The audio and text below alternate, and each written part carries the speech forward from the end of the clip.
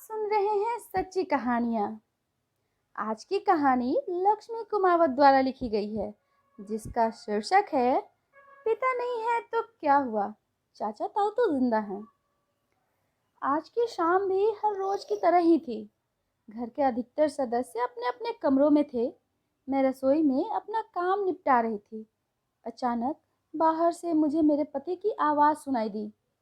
शायद वो मुझे बुला रहे थे। अभी थोड़ी देर पहले ही वो अपने जिम से घर लौटे थे। आखिर उनकी आवाज़ सुनकर गैस को धीमी आंच पर करके मैं रसोई से बाहर निकल कर आई थी। इससे पहले कि मैं उनसे कुछ पूछती, एक जोरदार थप्पड़ आकर मेरे गाल पर लगा। कुछ पल के लिए सब कुछ सुन्न सा हो गया। ना मुझे कुछ सुनाई दे रहा था, ना ही मुझे कुछ दिखाई दे रहा था। मैं ज़मीन पर एक तरफ गिरी पड़ी थी, पर उस एक थप्पड़ की गूंज पूरे माहौल में गूंज चुकी थी। घर के हर कमरे में वो गूंज सुनाई दे रही थी।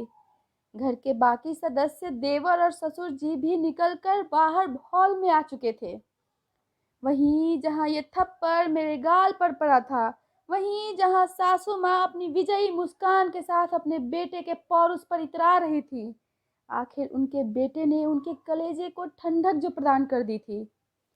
सचमुच आज जब उनका बेटा मेरे गाल पर थप्पड़ लगाकर मुझे कमज़ोर साबित कर रहा था, तब सासू माँ को अपने बेटे पर गर्व महसूस हो रहा था। आखिर वो उनके दूध का कर्ज जो उतार रहा था। एक जिम जाने वाला बंदा जिसके अच्छे खासे बाइसेप्स हो, अगर वह थप्पड़ मारे तो कैसा लगता है, बस वही हाल मेरा हो रहा था। मैं अस्त व्यस्त अवस्था में ज़मीन पर पड़ी हुई थी। मुझे ये होश ही नहीं था कि मेरा दुपट्टा कहीं और जाकर गिर पड़ा है। मुझे लगा कि कोई तो मेरे लिए बोलेगा, पर यह देखकर ससुर जी बोले, बिल्कुल शर्म हया नहीं है, यहाँ देवर ससुर सब लोग खड़े हैं और इसके सिर से दुपट्टा गायब है। लोग क्या कहेंगे, राम राम, घोर कलयुग है। कहते कहते ससुर जी भी वापस अपने कमरे में चले गए। उन्हें इससे कोई लेना देना नहीं था कि इस घर में मेरे साथ क्या हो रहा है। उन्हें सिर्फ इस बात की चिंता थी कि उनकी बहू का दुपट्टा उनके सामने सिर पर नहीं था। ससुर जी की बात सुनकर मेरे पति ने जबरदस्ती मुझे बाहों से पकड़कर उठाया और खींचते हुए कमरे में ले गए और ले जाकर पलंग की तरफ धकेल दिया। सब कुछ इतना जल्दी जल्दी हुआ कि कुछ समझ ही नहीं आया। कुछ देर बाद मुझे होश आया, लेकिन जब तक होश आया तब तक स्वाभिमान तार तार हो गया। मुझे तो ये पता भी नहीं था कि मुझे थप्पड़ पड़ा क्यों था। आखिर ऐसी क्या गलती कर दी थी मैंने। अभी तक मेरी शादी को 1 महीना भी नहीं हुआ था, पर यह 1 महीना कोई सपने जैसा नहीं था। एक एक्सीडेंट में माता पिता के मौत के बाद लोगों के कहने पर फटाफट अपनी जिम्मेदारी निभाने के चक्कर में चाचा ताऊ ने मेरी शादी इस घर में कर दी थी, क्योंकि उस संयुक्त परिवार में बेटी में मैं अकेली ही थी। चाचा और ताऊ के दो दो बेटे थे। पुश्तैनी जायदाद में पिता का भी हिस्सा था। हालांकि वो हिस्सा अभी भी मेरे नाम पर था, ये बात मेरे ससुराल वाले को अच्छे से पता थी। इसलिए खुद यह रिश्ता लेकर वो लोग हमारे घर आए थे। उन्हें लगा था दहेज में वो पूरा हिस्सा मुझे मिलेगा, पर मैंने उस वक्त उस हिस्से को लेने से मना कर दिया था, क्योंकि उसकी मुझे ज़रूरत नहीं थी। बस यही बात उन लोगों को कचोट गई। ये अलग बात है कि मेरे चाचा ताऊ ने वो हिस्सा मेरे लिए संभाल कर रख लिया था, और ये बात मेरे ससुराल वालों को पता नहीं थी। यहाँ आई तो ससुराल में सासू माँ का बोलबाला था। घर में कहने को तो 3 पुरुष थे, पर सब उन्हीं की जबान बोलते थे। थोड़ी देर बाद सासू माँ की बाहर से आवाज़ आई, अरे ओ महारानी, कब तक आराम फरमाती रहोगी? बाहर आकर रोटियां तो सेक, यहाँ कब से सब भूखे बैठे हैं। आखिर रोती सिसकती मैं अपने दुपट्टे को सही करती हुई बाहर आई। मुझे देखकर मेरे पति ने कहा, अब तो सबक मिल गया होगा। आज के बाद खबरदार मेरी माँ को किसी काम के लिए कहा तो वो यहाँ किसी की नौकरानी नहीं है। माँ बाप इसे कुछ संस्कार सिखाए ही नहीं। पति की बात सुनकर मन घृणा से भर गया। ऐसा कौन सा काम कह दिया मैंने सासू माँ को करने के लिए कि जिसकी मुझे यह सजा दी गई। तभी याद आया कि सासू माँ को शाम को चाय की तलब हुई थी, तो चाय बनाकर उनके कमरे में मैं देने के लिए गई थी, पर उस वक्त सासू माँ कमरे में नहीं थी, इसलिए चाय टेबल पर रखाई। रसोई में आटा गूँथ ही रही थी कि सासू माँ की आवाज़ आई, चाय देना। आटे से हाथ सने होने के कारण सिर्फ इतना ही कहा था कि आपके कमरे में टेबल पर रखी है, ले लीजिए। भला यह भी कोई काम हुआ? 55 साल की औरत इतनी बड़ी बुढ़िया हो गई कि चाय का प्याला भी न उठा पाई और बेटे से शिकायत कर दी। और बेटा भी भला इतना समझदार कि इतनी सी बात के लिए खींच कर थप्पड़ लगा दिया। अभी 1 महीना पहले तक इनके घर में कौन से ऐसे नौकर चाकर लगे हुए थे जो इनकी माँ काम नहीं करती थी?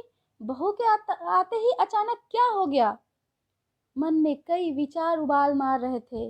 अगर जवाब नहीं दिया तो जिंदगी भर भुगतना होगा। पूरे शरीर की नस नस में गुस्सा दौड़ रहा था। इतने में सासू माँ ने फिर कहा, अरे क्या बुत बनी खड़ी हो, जा जाकर रोटियां सेक। मुझे वहां देखकर मेरे पति भी मेरे पास आकर बोले, माँ लगता है इसको अभी समझ नहीं आया, वो तो ट्रेलर था, इसको अभी पूरी पिक्चर दिखाता हूँ। माँ जरा दरवाजे के पास से वो लाठी देना, आज इसे बता देता हूँ कि ससुराल में रहते कैसे हैं। इससे पहले कि ये कुछ कर पाते, मैंने खींच कर थप्पड़ इनके गाल पर रसीद कर दी। मेरी हरकत से सभी लोग हैरान हो गए थे।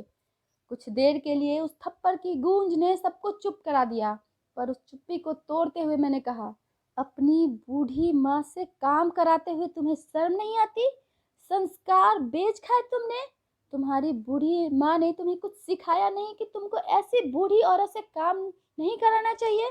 अरे जिसको एक कप उठाना भारी हो गया, उससे तुम लाठी कैसे उठवा रहे हो? मेरी बात सुनकर गुस्से में मेरा पति अपना गाल सहलाते हुए मेरी तरफ देख रहा था। तभी सासू माँ फुफकार कर बोली, तेरी इतनी हिम्मत कि मेरे बेटे पर हाथ उठाया? कैसी औरत है तू?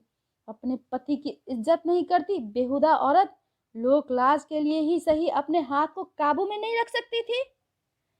सासू माँ आप तो बड़ी महान है। जब बेटा बहू को थप्पड़ मार रहा था तो उसकी मर्दानगी थी, अब बहू ने पलटकर थप्पड़ मारा तो बेहूदगी। मैं बर्दाश्त करने वालों में से नहीं हूँ। तभी ससुर जी चिल्लाते हुए बोले, इसे घर से धक्के मार कर निकालो।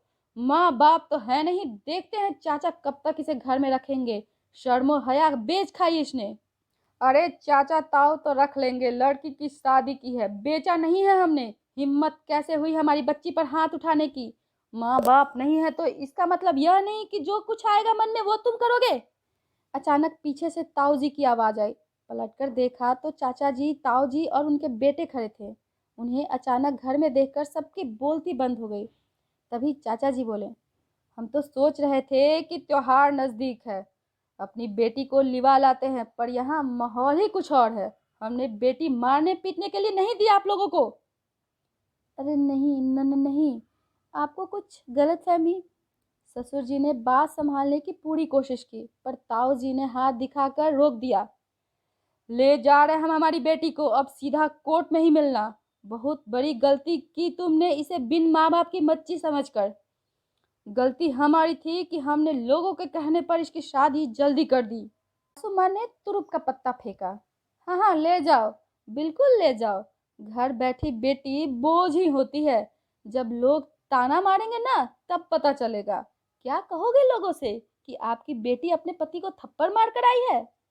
लोग क्या कहेंगे इससे हमें फर्क नहीं पड़ता, अब हमारी बेटी इस घर में नहीं रहेगी।